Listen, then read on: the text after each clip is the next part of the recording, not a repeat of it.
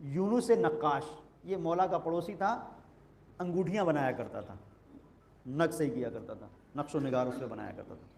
آپ نے دیکھا ہوگا کبھی کبھی انگوٹھی کے اوپر تراش خراش جب آپ کرتے ہیں، نگ ہے، پتھر ہے، ٹوٹ جاتا ہے۔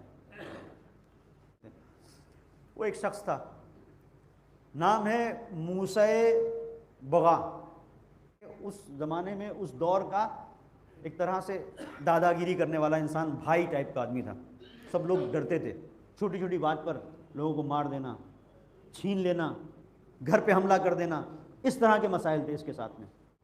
اور اس کو انگوٹھی پہننے کا بڑا شوق تھا، ایک بہت بڑا سا نگ اس نے لیا اور یونس نقاش کو دیا۔ توجہ کیجیے گا، یونس نقاش کو یہ نگ دیا کہ بھائی اس پر کچھ رنگ آمیزی کر دو اور کچھ اس کو بنا سنوار دو کہ پہننے کے لائق ہو جائے۔ پہننے کے لائق تو پہلے بھی تھا، لیکن اس کو اور اچھا چاہیے تھا۔ وہ بیچارہ اپنے لے کے گیا، جو تراش خراشنے والے جو اوزار ہوتے ہیں اس سے، نگ بالکل بیچ سے دو حصوں میں تقسیم ہو گیا۔ بڑا سا نگ دو حصوں میں تقسیم ہو گیا، تھوڑا ادھر ادھر نہیں کہ تراش خراش کے ایسا کرتے کہ اس کو لگے کہ ہاں بالکل صحیح، بالکل بیچ سے ٹوٹ گیا۔ اب کیا کرے؟ پریشان۔ جب کوئی انسان پریشان ہو، خاص طور پر روایتوں میں ہے کہ اگر کچھ نہیں کر سکتے ہو تو اسے دلاسا دو، اس کے لیے دعا کرو۔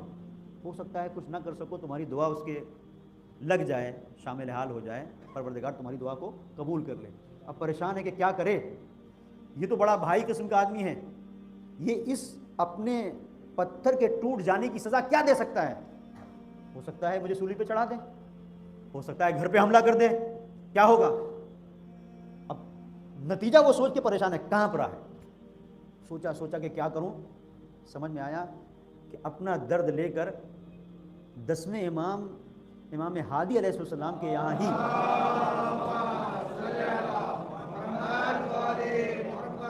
جایا جا سکتا ہے، اور کوئی نہیں ہے۔ تو یہ ایک مرحلہ ہے، جب انسان پریشانی میں گھرتا ہے تو یہ روش سیرہ اہل بیت اطہار علیہ السلام ہے کہ انسان کو در اہل بیت کے علاوہ کوئی اور دروازہ سمجھ میں نہیں آتا، جب انہی کے پاس جا سکتے ہیں۔ توجہ کیجیے گا، بڑی مشکل ہے، کیا کرے؟ مولا کے دولت کدے پر حاضر ہوا، دق الباب کیا، مولا نکلے، دیکھا کہاں پر آئے، کیا ہوا؟ ارے مولا اسے آپ جانتے ہیں، موسی بغا، کتنا باغی انسان ہے، کتنوں کو تہ تیگ کر دیا، آیا ہوں آپ کی خدمت میں وصیتیں کرنے کے لیے مولا، اس لیے مجھے پتہ ہے کہ میری سزا کیا ہے، مجھے پتہ ہے کہ میری سزا کیا ہے، مجھے قتل کر دیا جائے گا۔ کس جرم میں؟ پتھر توڑ دیا۔ پتھر توڑ دیا کی بات نہیں ہے، پتھر تو بہت ٹوٹتے ہیں، بادشاہ کا پتھر توڑ دیا، ایک بڑے انسان کا پتھر توڑ دیا، بادشاہ کے ایک والی کا پتھر توڑ دیا، اس کا پتھر توڑ دیا۔ اس کا پتھر توڑو گے وہ تمہیں توڑ دے گا، سخت مرحلہ ہے۔ آپ آج کی دنیا میں بھی دیکھ رہے ہیں، بہت ساری ایسی چیزیں جو چھوٹی موٹی ہیں، انسان توڑتا ہے تو پورے گھر پہ بلڈوزر چل جاتا ہے۔ یہ مزاج جو ہے وہی مزاج ہے، ظالمانہ مزاج آج بھی قائم ہے۔ چھوٹا سا کسی نے کوئی پتھر مار دیا، پتہ چلا اس پتھر کے مارنے کے جرم میں پورا گھر توڑ دیا گیا۔ اس مزاج کو پہچانیے، یہ کہاں سے ہے۔ بہرحال امام کی خدمت میں حاضر ہوا، کہاں پر آئے؟ مولا یہ ہو گیا، میں آیا ہوں وصیتیں کرنے کے لیے کہ میرے بعد میرے بچوں کا خیال رکھیے گا۔ کیا ہوا؟ کیوں ایسا کیوں کہہ رہے ہو؟ مولا وہ پتھر ٹوٹ گیا، اس نے دیا تھا نقش و نگار بنانے کے لیے۔ مولا نے مسکرا کے کہا کہ جاؤ تمہیں کچھ نہیں ہوگا، جاؤ تمہیں کچھ نہیں ہوگا۔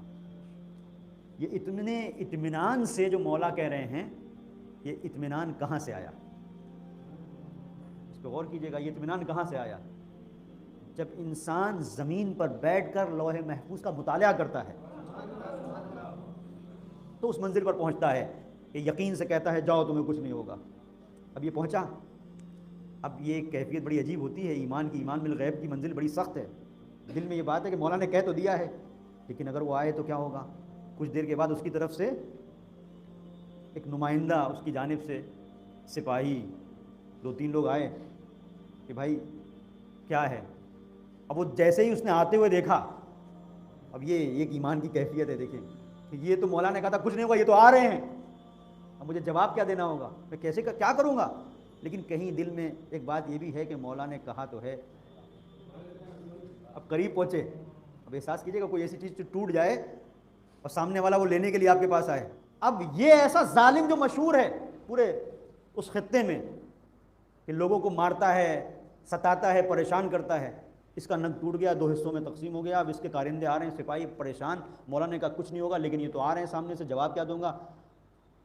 بہرحال اس نے کہا صبر کرتے ہیں۔ ایسی مرحلے پر کبھی کبھی صبر بھی کرنا چاہیے، صبر کے اندر خود ایک مٹھاس ہے، اور صبر کا پھل میٹھا ہوتا ہے۔